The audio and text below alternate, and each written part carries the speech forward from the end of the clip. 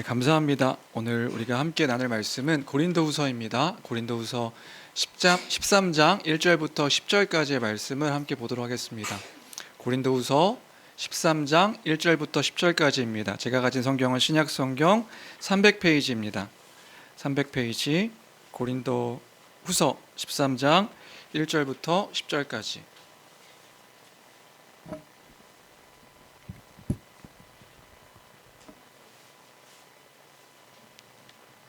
네, 다 찾으셨으면 한 목소리로 함께 읽도록 하겠습니다. 고린도후서 13장 1절부터 10절까지입니다.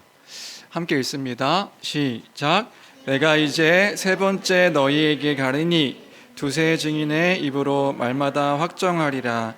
내가 이미 말하였거니와 지금 떠나 있으나 두 번째 대면하였을 때와 같이 전에 지은 자들과 그 남은 모든 사람에게 미리 말하노니 내가 다시 가면 용서하지 아니하리라. 이는 그리스도께서 내 안에서 말씀하시는 증거를 너희가 구함이니 그는 너희에게 약하지 않고 도리어 너희 안에서 강하시니라. 그리스도께서 약하심으로 십자가에 못 박히셨으나 하나님의 능력으로 살아계시니 우리도 그 안에서 약하나 너희에게 대하여 하나님의 능력으로 그와 함께 살리라. 너희는 믿음 안에 있는가? 너희 자신을 시험하고 너희 자신을 확증하라. 예수 그리스도께서 너희 안에 계신 줄을 너희가 스스로 알지 못하느냐? 그렇지 않으면 너희는 버림받은 자니라. 우리가 버림받은 자 되지 아니한 것을 너희가 알기를 내가 바라고 우리가 하나님께서 너희로 악을 조금도 행하지 않게 하시기를 구하노니 이는 우리가 옳은 자임을 나타내고자 함이 아니라 오직 우리는 버림받은 자 같을지라도 너희는 선을 행하게 하고자 함이라. 우리는 진리를 거슬러 아무것도 할 수 없고 오직 진리를 위한 뿐이니 우리가 약할 때에 너희가 강한 것을 기뻐하고 또 이것을 위하여 구하니 곧 너희가 온전하게 되는 것이라. 그러므로 내가 떠나 있을 때에 이렇게 쓰는 것은 대면할 때에 주께서 너희를 넘어뜨리려 하지 않고 세우려 하여 내게 주신 그 권한을 따라 엄하지 않게 하려 함이라. 아멘. 네, 우리는 계속해서 고린도후서를 함께 살펴보고 있습니다. 오늘은 이 고린도후서 13장을 이해하기에 앞서서 이런 질문으로 설교를 시작하고 싶은데요. 여러분은 하나님의 능력 또는 하나님의 능력이 나타난다 라고 할 때에 어떤 이미지, 어떤 생각이 이제 떠오르시나요? 보통은 하나님의 능력이라고 했을 때 쉽게 떠오르는 이미지가 우리에게 있는 것 같아요. 하나님의 능력이 나타난다. 하나님의 능력이라고 하면 보통 우리가 떠오르는 이미지는 뭔가 신비하고 기적 같은 일들을 나타내는 것, 그런 현상들이 나타나는 것이 하나님의 능력이 나타난다라고 할 때에 생각하는 이미지들이죠. 그렇죠? 저만 그런 건 아니죠. 제가 그런 거예요. 하나님의 능력이 나타난다. 그래서 보통 목사님들에게 하나님의 능력 있는 종 하면 여러분들 그 능력 있는 종은 어떤 종을 생각하세요? 예, 기도하는 분, 예, 거룩하십니다. 보통 근데 하나님 능력이 나타나는 능력의 종이라고 하게 되면 우리가 떠올리는 이미지는 어떤 특별하게 어떤 힘을 행사하고 또 기적적인 어떤 일들을 행하는 그런 것들을 우리가 이제 쉽게 떠올리게 되죠. 그래서 이제 영상 하나 준비했는데 이런 거, 그러니까 하나님의 능력이 나타난다. 그러면 우리가 보통은 이런 이미지들을 떠올리지 않나 생각이 드는데요. 혹시 영상이 가능한가? 한 30초짜리? 요즘 핫한 유튜브에서.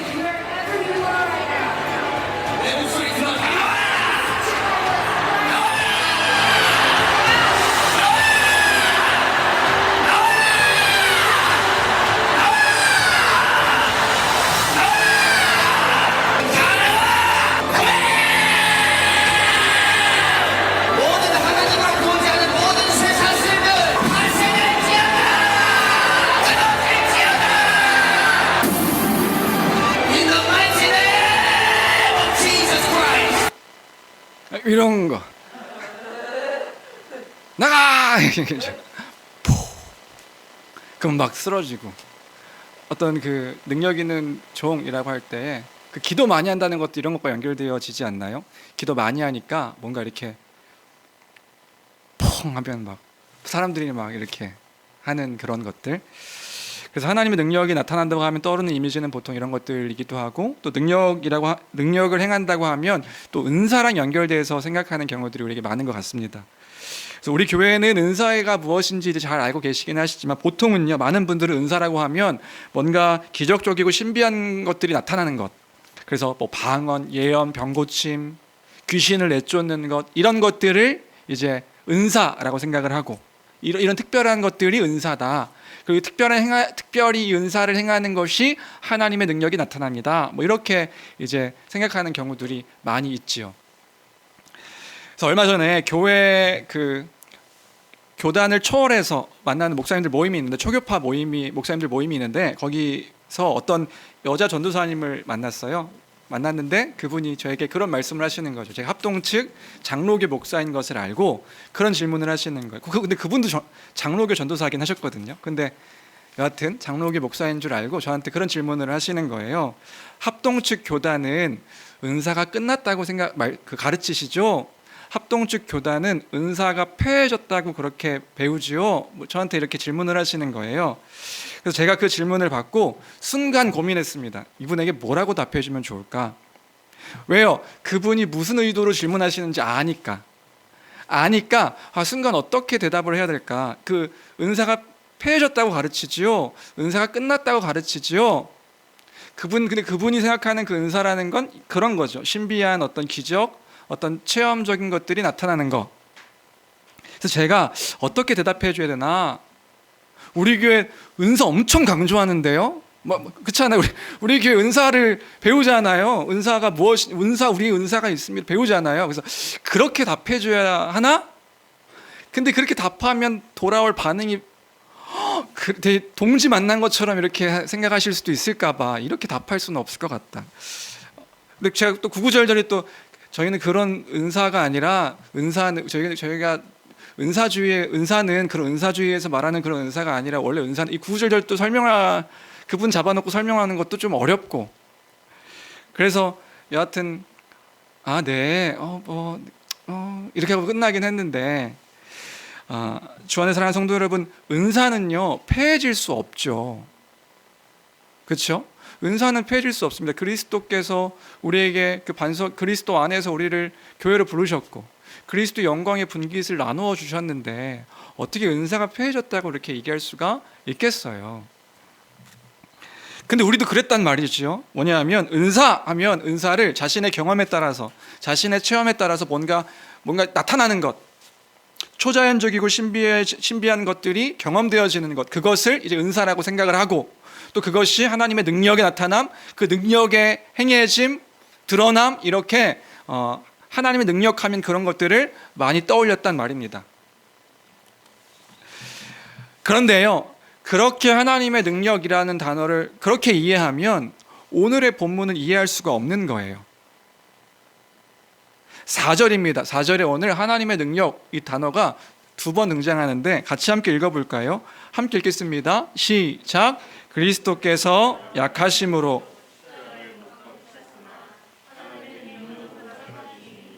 우리도 그 안에서 약하나 너에게 대하여. 우리는 무조건 하나님의 능력하면 그냥 떠오르는 이미지를 이렇게 대입해 버리는 거예요. 그러면 이 지금 사도 바울이 교회에게 말하는 의미를 이해할 수 없다. 내가 너에게 갈 텐데 너에게 하나님의 능력을 내가 행할 것이다. 하나님의 능력을 행할 것이다 할 때 이 능력을 그냥 초자연적인 기적적인 어떤 일들을 내가 너에게 행할 거야, 용서하지 않을 거야, 이렇게 이해한다면, 용서하지 않고 그 능력으로 너희들을 벌할 거야, 이렇게 이해한다면 오늘 본문을 바르게 이해할 수 없는 것이다. 그럼 이 본문을 어떻게 이해해야 될까요? 문맥 안에서 이 본문의 의미를 생각해야 하는 것입니다. 그래서 1절부터 좀 살펴볼까요? 1절에서 무슨 얘기하고 있는가? 1절 같이 함께 읽어보겠습니다. 1절입니다. 함께 읽습니다. 시작.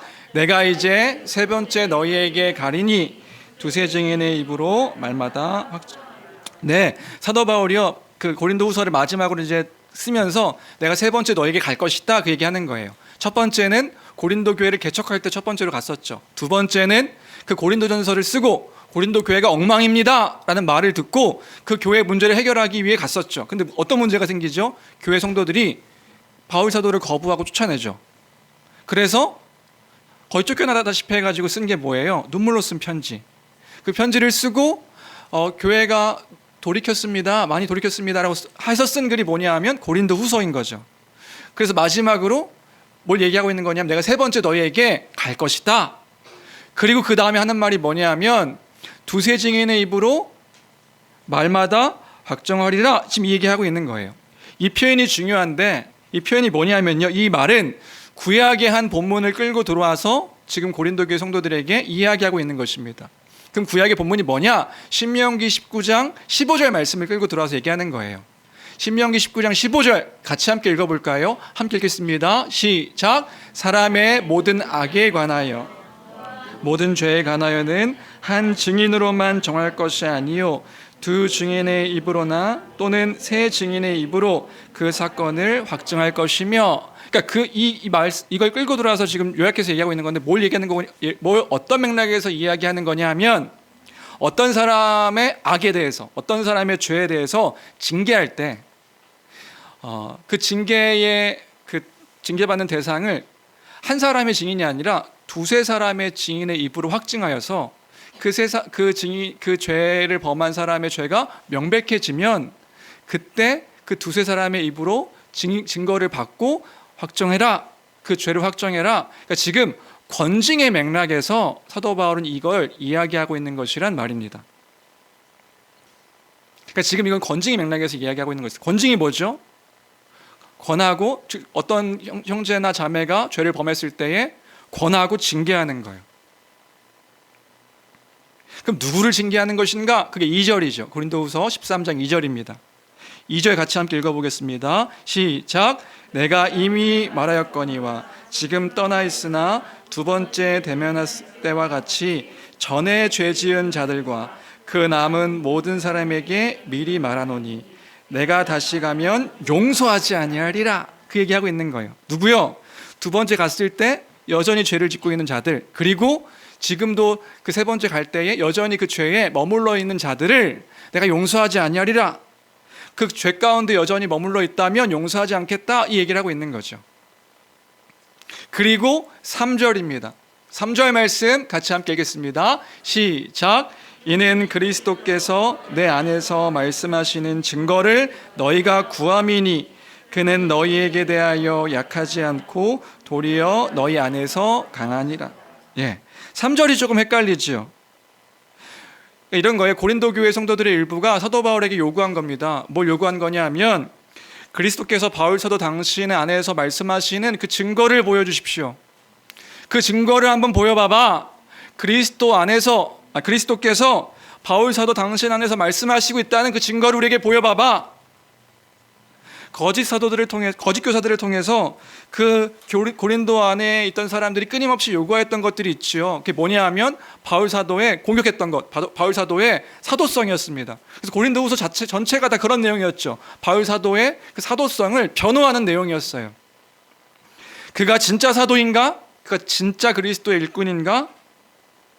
그래서 외모의 공격, 말의 공격, 돈의 공격, 출신의 공격, 그리고 환상과 계시를 받았는가, 뭐 이런 것들에 대한 공격, 이것에 대해서 사도 바울이 변론하는 내용들이 10장부터 12장까지의 내용이었죠.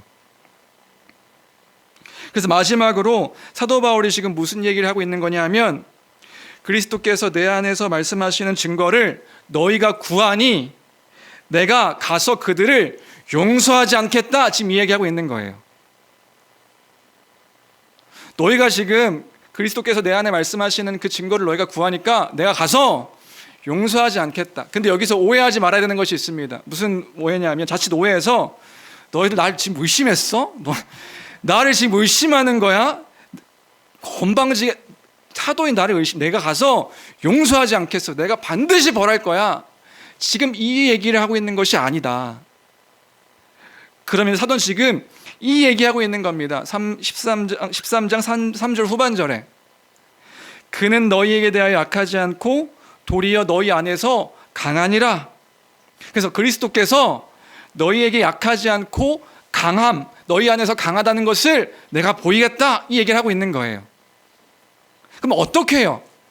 어떻게 그리스도의 강함을, 그 그리스도가 너희 안에서 강하시다는 것을 어떻게 보여줄 수 있는가? 고린도 교회에게 그의 강함을 어떻게 보여줄 수 있는가? 어떻게 했냐면요, 죄악을 행한 일에 대하여서 그리스도의 말씀의 권위를 따라 징계함을 통해서 그 그리스도의 강함을 보이겠다, 이 얘기를 하고 있는 거예요. 무슨 말인지 되세요? 어떻게 그 강함을 보일 건데, 그 그리스도의 말씀의 그 권위를 따라서 그들의 죄악된 것들을 알게 함으로 징계하여 그 그리스도가 너희 안에 강한 분이시라는 것을 보이겠다, 이 얘기를 하고 있는 것이란 말입니다. 그 능력을 알게 하겠다. 지금도 하나님의 능력으로 살아계시는 그 그리스도의 강함, 그 그리스도의 능력, 이것이 무엇인지 말씀을 근거한 징계를 통하여서 너에게 알게 할 것이다, 이 얘기를 하고 있는 것이란 말입니다. 그 얘기를 하고 있는 것이다. 그럼 어떤 분이 이렇게 생각하실 수도 있어요.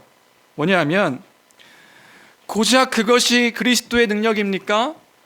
그게 정말 하나님의 능력이 나타남입니까? 그게 그리스도의 강함입니까? 그리스도의 강함이라고 하면 하늘에서 불이 떨어져서 불이 떨어짐으로 그 하나님의 살아계심을 보이는 것이 강함이지 않습니까? 그런 것들을 보여줘야 되는 거 아닙니까? 또는 죄인을 벌하시고 막 죄인을 꼬꾸라뜨리게 하셔서 나가! 나가! 예수 이름으로 나가! 할 때에 뭔가 막 꼬꾸라지고 이런 것들이 있는 것들이 그리스도의 강함의 나타남 아닙니까? 라고 생각하시는 분이 계실 수도 있죠. 그러니까 우리가요, 그런 거예요. 하나님의 능력, 그리스도의 강함이라고 하면 그렇게 생각한다고요. 우리가 가지고 있는 이미지로요. 무언가 눈에 보이는 뭔가를 끌고, 우리의 바람을 끌고 들어와서 막 사람을 넘어뜨리고 막 손을 얹으면 막 낮아빠지고 펑 하면 막 온몸을 막 떨고, 대적하는 자들에게 기도하는데 저주받아라 그러면 갑자기 병이 생기고, 그런 신비한 일들이 나타남을 능력이라고 생각한다고요. 그런데 잘 생각해 보십시오. 여러분 잘 기억해 보세요. 진정한 참 신자에게, 아니 우리가 참 그리스도의 참 성도요, 그리스도 안에 있는 참 신자라면 하나님의 능력과 하나님의 강함, 그 그리스도의 능력과 그리스도의 강함을 어디서 찾을 수 있을까요? 무엇이 가장 강함이고 무엇이 그의 능력일까요? 요란스러운 소동, 무언가 심각하고 가시적인 현상의 나타남, 여러분 그건요 교회가 아닌 곳에도 있습니다. 교회가 아닌 곳에도요 그런 뭐 기적적인 일들이나 뭐 그런 일들이 있다고요. 주술적인 것이든 입신을 하든 뭐 신을 만나든 그런 일들은요, 그런 현상들은 교회 아닌 곳에서도요 많다고요. 목사님, 그러니까 더 큰 능력, 그들보다 더 큰 능력이 나타나야 되는 것 아닙니까? 그런데 여러분 그거 아세요? 예수님도요, 사람들이 더 큰 능력, 더 큰 기적을 요구할 때 예수님께서 어떻게 행동하셨는지 아세요? 그들을 피하셨습니다. 그들을 떠나셨다고요. 사단이요, 이 돌들을 명하여 떡을 만들어 먹어라. 그때 예수님께서 뭘 말씀하셨는지 기억하시나요? 사람이 떡으로 사는 것이 아니라 하나님의 입으로부터 나오는 말씀으로 사는 것이다. 예수님께서도 그렇게 말씀하셨다고요. 예수님이 오병이어의 기적을 일으키셨을 때 수많은 사람들이 따랐습니다. 왜요? 수많은 기적, 더 많은 기적들을 보기 위해서요. 예수님만 따라가면, 예수님만 믿고 따라가면 배고프지 않을 수 있겠네? 더 많은 것들을 얻을 수 있겠네? 더 높은 자리에 이룰 수 있겠네? 더 많은 기적들을 볼 수 있겠네? 근데 예수님께서 그 사람들을 떠나셨다고요. 떠나시면서 쫓아온 무리들에게 하신 말씀이 뭔지 아십니까? 예수님께서요 더 심한 말씀을 하시는 거예요. 내가 생명의 떡이다. 나를 먹어라. 내가 생수다. 나를 마시면 영원히 목마르지 않는다. 나를 먹고 나를 마셔라. 이 말씀을 하신 거예요. 여러분, 무엇이 하나님의 능력입니까? 무엇이 그리스도의 강함입니까? 하나님의 능력은 예수 그리스도를 죽은 자 가운데서 살리신, 그 십자가를 통하여서 보여주신 구원이, 그 복음이 하나님의 능력인 것입니다. 그걸 4절에서 이야기하고 있는 거예요. 그리고 그것이 하나님의 지혜입니다. 사람들에게는 미련하게 보이고 어리석게 보이는 그 그리스도의 십자가가 하나님의 능력이고 하나님의 지혜인 것이란 말입니다. 그 말씀을 따라서 그가 강하다는 것들을 보이겠다고 지금 말하고 있는 거예요. 누구에게요? 교회에게요. 어떻게 해요? 죄에 대해서 그 말씀으로 깨닫게 하고 그 말씀, 그 진리 안에서 그것이 하나님의 대적하는 일임을 말하겠다라고 말하는 거죠. 진리를 따라 그것은 그리스도를 믿는 믿음이 아니다.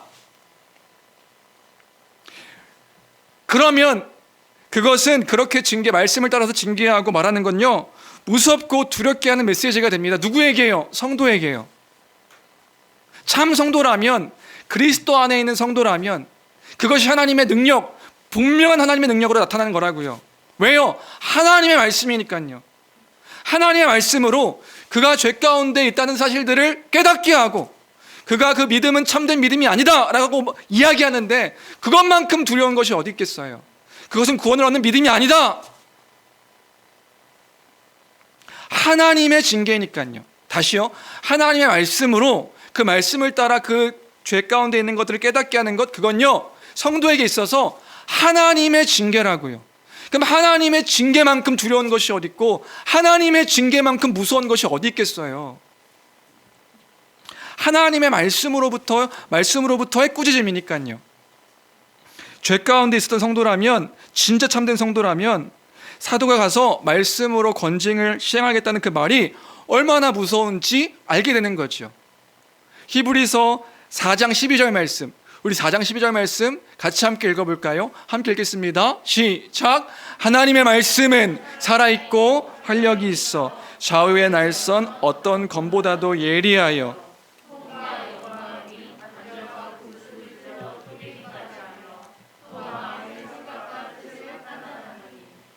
네, 하나님 말씀. 그래서 오해하시면 안 됩니다. 예수 그리스도의 이름으로 나가! 이게 하나님 말씀이 아니에요.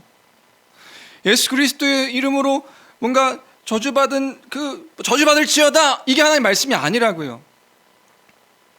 예수 그리스도의 이름이 뭔가 주술적인 힘이 있어서 그것으로 나가! 하는 것이 그게 하나님 말씀이 아니란 말입니다. 말씀은 뭐예요? 주께서 허락하신 그 진리 성경에서 말하고 있는 그 복음을 따라 그 복음을 기준 삼아 그것을 따라 말씀하는 것, 말하는 것, 전하는 것, 그게 하나님의 말씀이죠.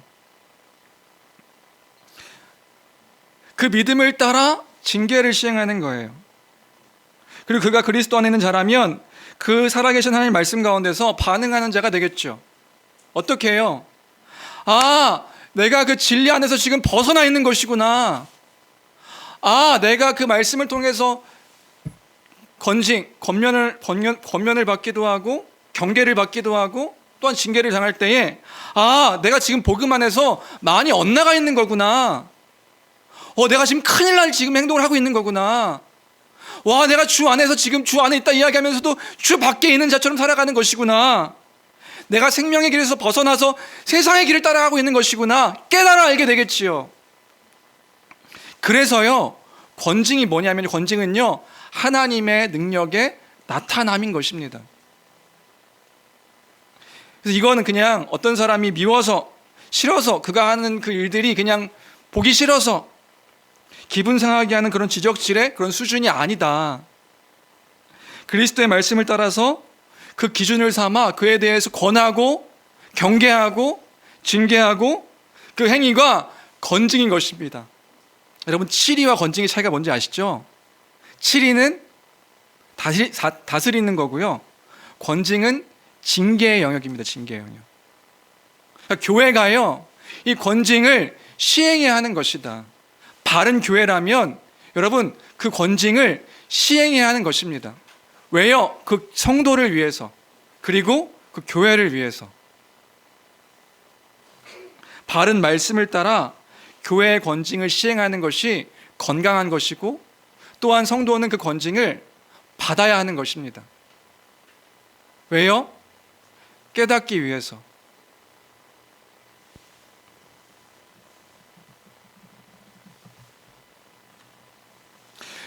종교개혁 시대 이후로 바른 교회가 무엇인가에 대한 고민들이 많았습니다. 뭐가 바른 교회인가? 참 교회는 어떤 교회고 거짓 교회와 참 교회를 구분하는 기준은 무엇인가? 로마 카톨릭으로부터 기독교 개혁을 한 것이기 때문에 그럼 참 교회와 거짓 교회를 나누는 그 구분이 무엇인가? 성경의 기준을 따라서 믿음의 선배들이요, 크게 그 교회가 참 교회로서 가지는 표지가 있다. 성경 안에서 세 가지로 그 표지를 이야기했습니다. 마크. 네, 마크. 교회라고 한다면 이런 표지가 나타나야 된다. 세 가지. 뭔지 아시나요? 앞에 써 있죠. 첫 번째는 바른 복음의 선포. 두 번째는요, 성례, 그 세례와 성찬. 세 번째는요, 권징의 시행입니다. 여기서 가장 중요한 게 뭘까요? 바른 복음의 선포예요. 예수 그리스도의 십자가의 복음, 그 하나님 나라의 복음이 바르게 선포되어지는 것. 이것이 가장 중요한 교회의 표지죠. 그리고요, 이 세 가지가 바르게 선포될 때에 그 바른 교회다라고 할 수 있는데, 제일 중요한 건 바른 복음의 선포다. 그리고 이 바른 복음의 선포를 기준 삼아서 나머지 것들이 드러나고 나타나는 거예요. 바른 복음의 선포가 이루어질 때에 그 복음을 근거로 믿는 자들이 생기죠. 이 복음을 바르게 믿는 자들, 그 믿음의 신앙 고백을 근거로 해서 뭘 행하는 거냐 하면 세례를 하는 겁니다. 세례. 여러분, 세례는 그냥 막 물로 뿌려가지고 하는 그 세례 예식이 의미가 있는 게 아니에요. 그럼 세례는 뭐냐? 세례는 그 예식 행위에 의미가 있는 것이 아니라, 그 세례를 받았다고 해서 구원을 받는 것이 아니라, 그 세례는 교회 안에서 바른 복음이 선포될 때에 그 바른 복음을 따라 그리스도를 믿는 거예요. 믿으면 어떻게 되죠? 성령을 받아. 성령을 받음으로 거듭나죠. 그 성령으로 거듭난 자를 성령세를 받은 자라고 이야기하고요. 그 사람에게 그 믿음의 고백을 받아 교회가 이는 믿는 자이다 라고 선포하는 예식이 세례 예식인 거예요. 그러니까 세례 예식은 함부로 거행하는 예식이 아니다. 너무 귀한 예식이다. 그리스도 연합한 자임을 그 사실이 확증되었을 때에 세례를 베풀어서 그의 믿음을 확증하는 예식이 세례인 것입니다. 이걸 결혼식 예로 들 수 있는 거죠. 결혼식, 남자 여자가 결혼식을 합니다. 근데 이 남자 여자가 결혼식을 했다고 해서 부부가 되는 건 아니죠.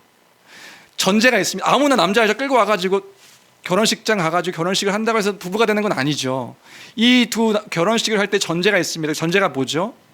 그 남자와 여자가 서로 사랑하는 거예요.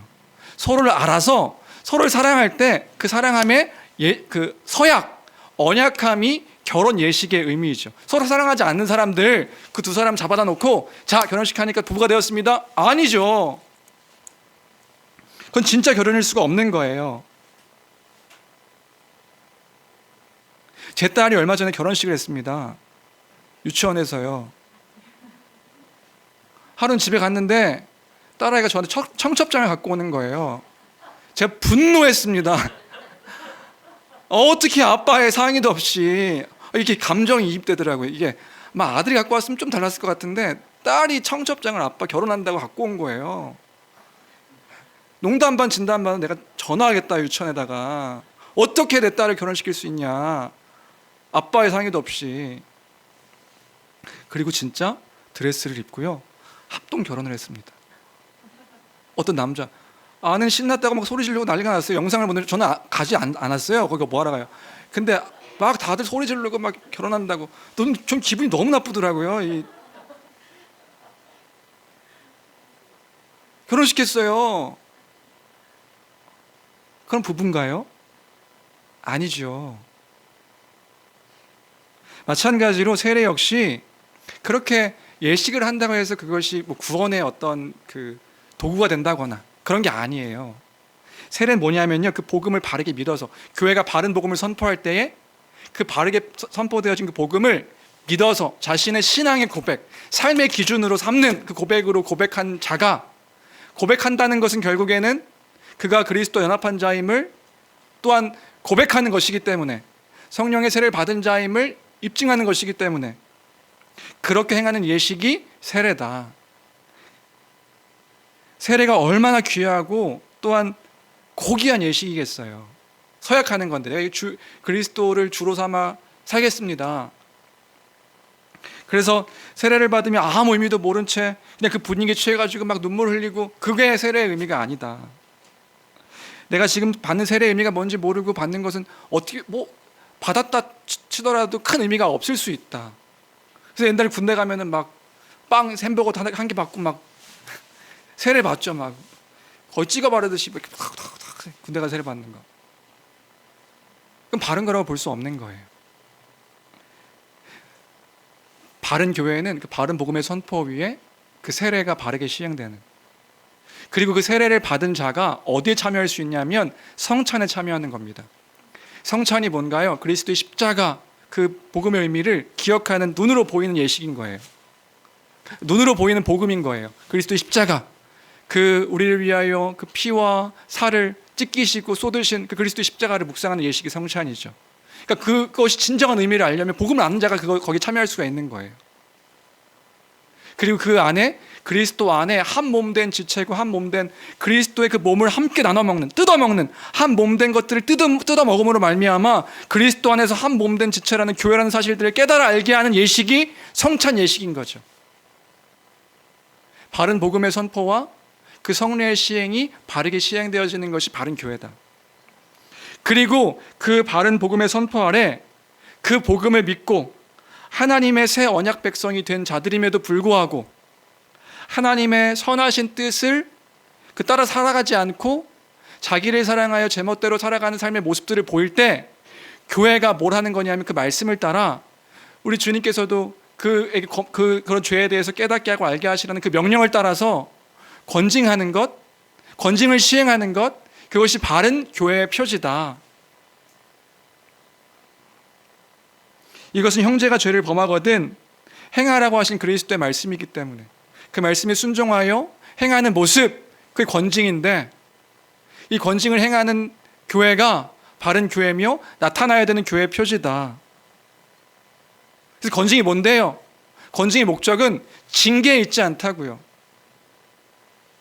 그 성도라, 그 한 몸된 교회의 한 지체로 하여금 그 죄가 그에게 있어서 어마어마하게 무섭고 두렵게 영원히 죽어가는 그 일들을 깨닫게 알게 하고 그를 죄에서 돌이키게 하는 거예요. 돌아오게 하는 거예요. 돌아오도록 돕는 거예요. 그래서 그 성도의 거룩함을 지켜주고 더불어서 한 몸된 교회의 거룩함과 하나됨을 지켜주는 것이 교회의 권징이다. 그래서 교회는 이 권징을 시행해야 하는 것이란 말입니다. 그러니까 이럴 수 없는 거예요. 한 성도가 범죄하고 교회 안에서 죄를 짓고 있어요. 근데 우리가 말을 못해요. 그 사람이 지금 죄 가운데서 그 영혼이 죽어가고 있는데 우리가 말을 못해요. 상처받으니까. 저 사람하고 관계가 껄끄러지니까. 못 본 척 넘어가야지. 그냥 넘어가야지. 그냥 저 사람 그냥 그렇게 살려고 냅둬야지. 그럴 수 없는 거라고요. 왜요? 우리가 그리스도 안에 있기 때문에 그렇습니다. 그리스도 안에 우리가 하나 된 자들임을 알고 믿고 고백하는 우리이기 때문에 그렇습니다. 근데 이게 오해하지 마십시오. 이게 권징의 오해죠. 그렇지. 우리는 하나 됐으니까 무조건 가서 내가 마음에 안 들면 다 가지고 당신은 여기 좀 마음에 안 들어요. 권징을 하고 이런 맥락이 아니죠. 이게 아니라 죄에 대해서 명백한 죄에 대해서, 그러니까 그의 어떤 연약함과 부족함들은 우리가 오래 참고 기다려주고 하는 것들이 우리의 모습인 거예요. 근데 죄에 대해서, 명백한 죄에 대해서, 그의 영혼에 대해서 하나님 말씀으로부터 떠나 옳지 않은 일들을 하고 있는 명백한 죄에 대해서 우리가 그를 사랑하는 마음을 가지고, 내가 상처받고 내가 싫어하고 내가 그런 마음이 아니라 그로 하여금 그가 그리스도 안에서 바르게 살게 하고자 하는 그 사랑의 마음, 안타까움의 마음으로 시행하는 것이 권징이다. 아파하며 슬퍼하며 그가 지금 교회의 한몸됨을 깨뜨리고 있음을 보며 아파하며 슬퍼함으로 행하는 행위가 권징이다. 그럼 그러니까 권징을 어떻게 시행하는지 우리가 배웠죠. 처음에는, 그 다음에 교회 이름으로 행할 때에 어떤 마음으로 하는지를 우리는 알고 행하는 것이고요. 그럼 그때 권징을 받는, 권면을 받고 경계를 받고 징계를 받는 사람은 어떤 태도를 가질까요? 진짜 성도라고 한다면 그 건징을 받고 어떤 태도를 가지게 될까? 교회가 날 쳤어.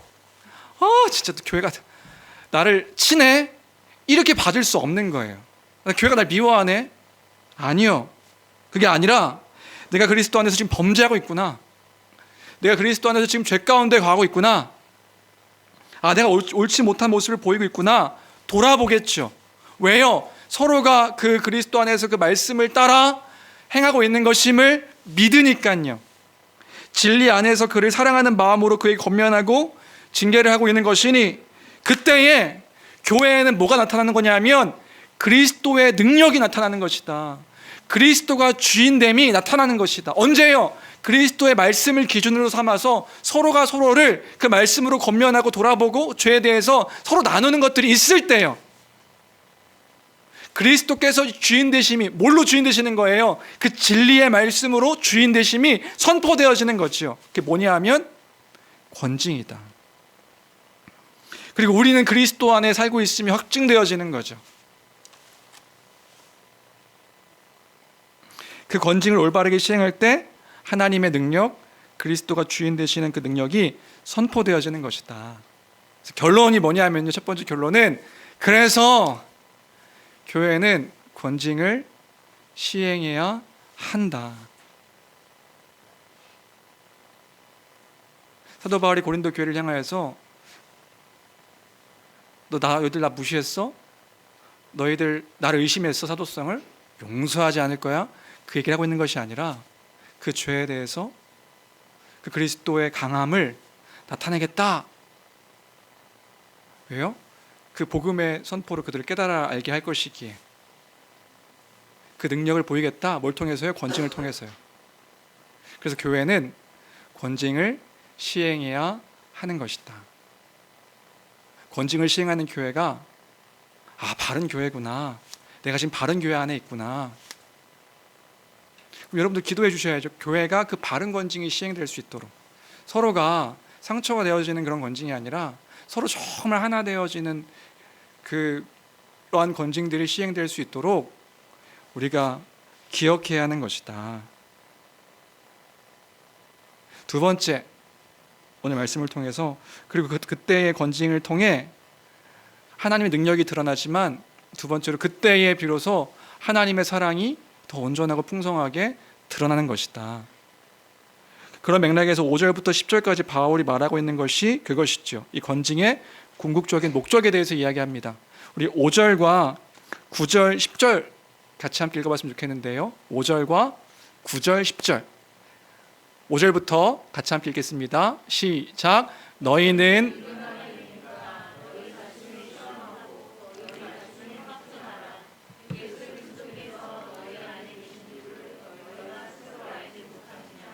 그러면 너희는 버림받은 자니라. 9절에 시작. 우리가 약할 때에 너희가 강한 것을 기뻐하고 또 이것을 위하여 구하니 곧 너희가 온전하게 되는 것이라. 그러므로 내가 떠나 있을 때에 이렇게 쓰는 것은 대면할 때에 주께서 너희를 넘어뜨리려 하지 않고 세우려 하여 내게 주신 그 권한을 따라 엄하지 않게 하려 함이라. 지금 뭐를 말하는 거예요? 전반부에는요, 권징을 시행할 것이다 이렇게 얘기한 거예요. 그런데 용서하지 않을 것이다, 권징을 시행할 것이다. 근데 뒤에 전반부에는 그렇게 얘기했지만 뒤에는 뭘 얘기하는 거냐 하면, 진정으로 원하는 것은 그 권징을 내가 시행하기를 원하지 않는다 이렇게 얘기하는 거죠. 그러니까 너희가 내가 대면할 때 그 권한을 쓰지 않기를 원한다. 결론을 말하는 게 뭐예요? 돌이켜라.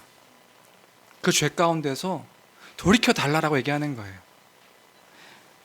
권징의 궁극적인 목적이 그거거든요. 여러분, 권징의 궁극적인 목적이 뭐죠? 우리 다시 기억하면 좋겠는데요. 권징의 궁극적인 목적은 그의 죄를 깨닫게 해서 그 죄의 치부를 드러내므로 그를 쫓아내는 게 목적이 아닙니다. 그가 죄 가운데서 돌이키고 하나님께로 돌아오게 하는, 그걸 돕기 위해서. 그래서 권징의 시행의 궁극적인 목적은 사랑입니다. 그럼 권징을 시행하는 것은 사랑이 드러나는 것입니다. 그렇게 시행되어져야 되는 것이 권징이다. 그러니까 너희 가만 안 둘 거야가, 가만 안 두고 다 쫓아낼 거야가 목적이 아니라 사랑하니 돌아와라, 돌이켜라, 죄 가운데서 돌아서라, 하나님께로 돌아서라. 이것이 궁극적인 목적이다.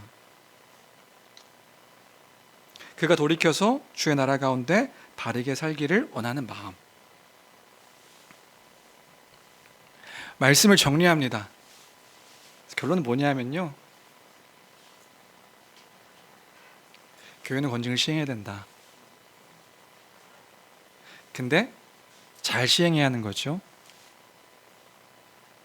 또 하나는 그 권징이 시행되어질 때에 우리 누구에게든 그 일들이 있을 수 있습니다.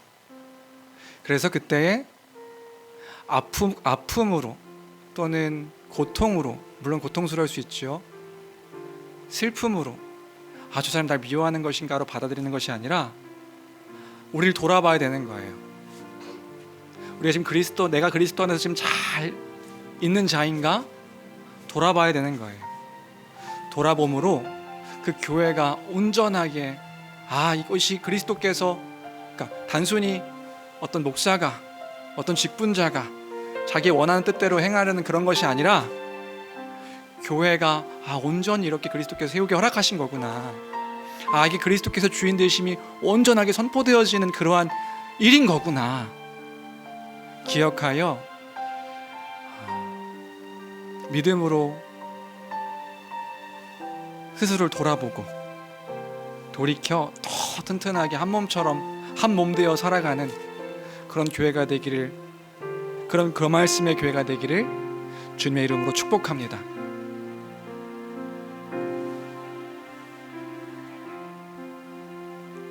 권징이 쉽지 않아요. 이렇게 말했는데 하는 사람도 쉽지 않고 받는 사람도 쉽지 않아요. 왜냐하면 징계라 생각이 너무 커서. 맞죠? 징계가 맞죠. 쉽지 않아요. 시행하는 교회가 있어요. 들으면 쉽지 않아요. 어떤 결론이 나게요? 보통은요,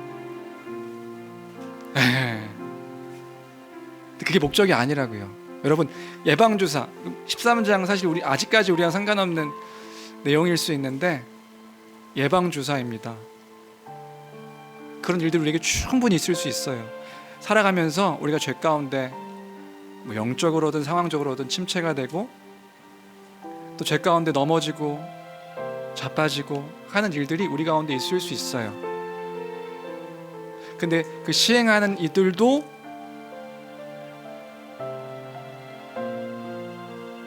죄 가운데 범하는 어떤 그 권면, 경계, 그런 거라면 멈추셔야 돼요.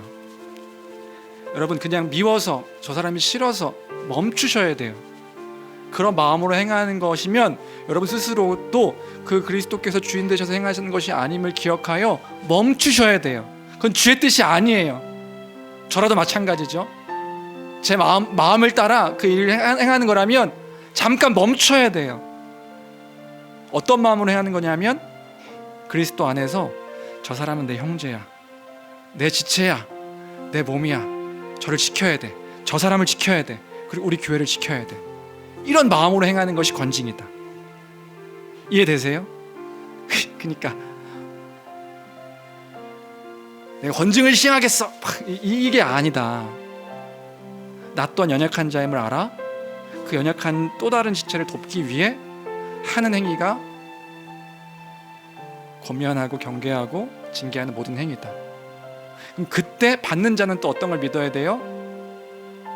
내가 지금 그 자리에 있는 것이구나, 아, 내가 미처 몰랐는데 내가 그런 모습인 것이구나 알아, 다시금 돌이키는 마음을 가지셔야 되는 거예요.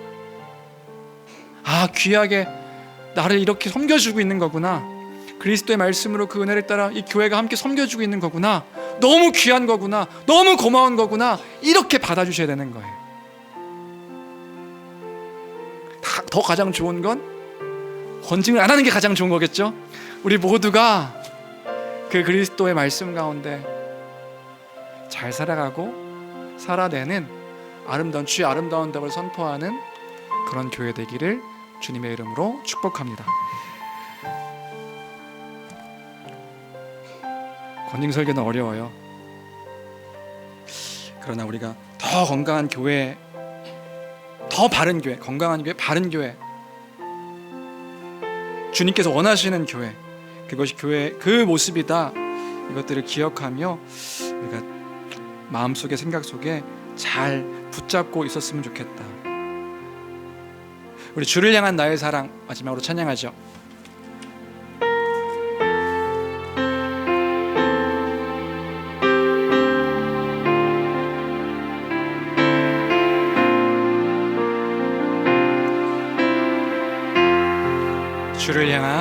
주를 향한 나의 사랑을 주께 고백하게 하소서. 아름다운 주의 그늘 아래 살며 주를 보게 하소서. 주님의 말씀 선포될 때에 땅과 하늘 진동하리니 나의 사랑 고백하리라. 나의 구주 나의 친구 부드러운 주의 속삭임 나의 이름을 부르시네. 주의 능력 주의 영광을 보이사 성령을 부으소서. 메마른 곳 거룩해지도록 내가 주를 찾게 하소서.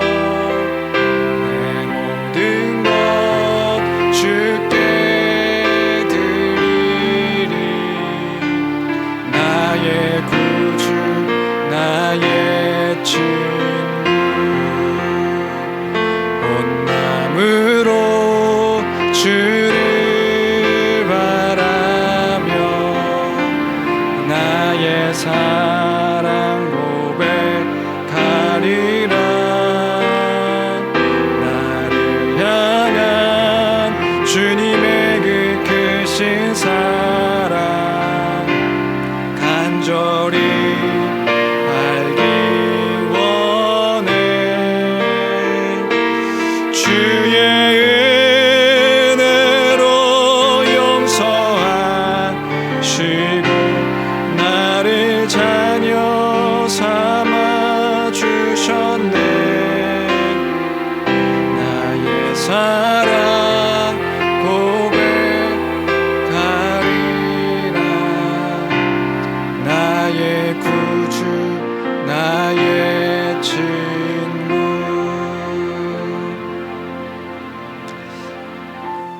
권징의 시행이 가정에도 그렇게 그 권징의 모습들이 나타났으면 좋겠어요.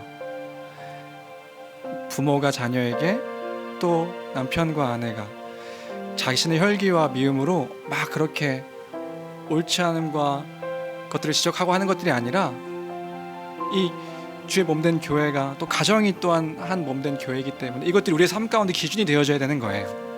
사랑으로 그 일들을 행하는 거죠. 그리스도의 능력의 나타남으로, 그리스도의 사랑의 나타남으로. 자녀를 우리가 권면할 때에, 권징할 때에 그 아이가 온전히 바라는 것들을 기대하며 권면하고 징계하고, 또 그것들을 받는 아이들은 그 부모가 그 마음으로 행하고 있다는 것들을 또 기억하여서 순종하며 내가 무엇이 지금 그리스도의 말씀 가운데, 뜻 가운데 옳지 않은 것인가. 그럼 그 교회 또, 그 가정 또한 하나님 나라의 아름다운 것들이 회복되어질 것 같아요. 남편과 아내도 마찬가지죠. 나 입술이 다른 사람을 살리는 입술이 되어지고, 또 그의 말씀에 따른 그 건의를 받아 돌아보고 돌이키고, 이야, 아름다운 모습이 될 것 같아요.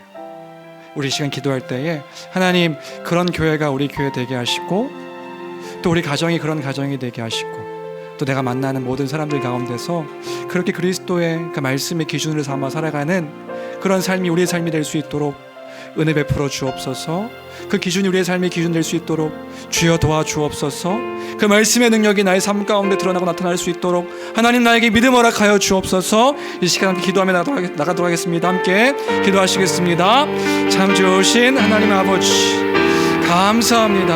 하나님, 우리가 그리스도 안에 있는 자임을 기억합니다. 주의 뜻이 우리의 기준이 되어 그 아름다운 덕을 우리의 삶 가운데 선포하며, 주님, 우리가 그 가운데 있는 자임을 기억하여 우리의 말과 행동과 행실과 우리의 삶의 모든 것들이 하나님 그리스도의 능력이 나타나며 그리스도의 살아계심이 나타나며 그의 사랑이 나타나는 아버지, 그러한 우리의 삶이 될 수 있도록, 우리 교회가 될 수 있도록, 우리 가정이 될 수 있도록 아버지 도와주시옵소서.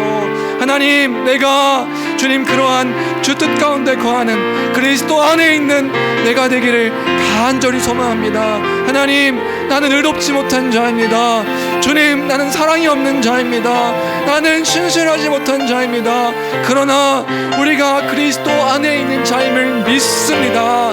그리스도께서 우리와 함께 하심을 믿습니다. 그리스도 안에 우리가 함께 살아가는 그 하나님의 능력을 따라 살아가는 자임을 믿습니다. 하나님, 그렇기에 우리가 그 뜻을 따라 행하며 기뻐하며 그 나라의 백성으로 살아가는 삶이 되게 허락하여 주시옵소서. 그 주의 선하심과 아름다우심을 선포하는 삶이 되어지기를 간절히 빌고 원하옵나이다. 주님, 우리를 그렇게 인도하여 주시고 그렇게 우리를 사용하여 주시옵소서. 또한 가정 가운데서 우리 자녀에게, 또 배우자에게, 또 우리 가족들에게 또한 그런 그 진리의 사랑을 잘 드러내고 나타내는, 또 잘 받는 아버지, 우리의 삶이 될 수 있도록 은혜 베풀어 주시옵소서. 자비로우신 하나님, 우리를 그 백성 삼아 주심이 무엇인지, 그 자녀 삼아 주심이 무엇인지, 우리가 무엇으로 살아가는 자인지, 이 혼탁하고 어지러운 세상 가운데서 무엇을 기준 삼아 살아가는 자인지 주님 잘 알게 하심으로 우리가 교회 가운데서, 또 가정 가운데서 그 주의 교회됨을 또 알고 선포하며 드러내는, 또 고백하는, 또 그 사랑을 나타내는 우리 교회가 될 수 있도록 축복하여 주옵소서. 모든 것 주께 있음을 믿고 감사드리며 귀하신 우리 주 예수 그리스도 이름으로 기도합니다. 아멘.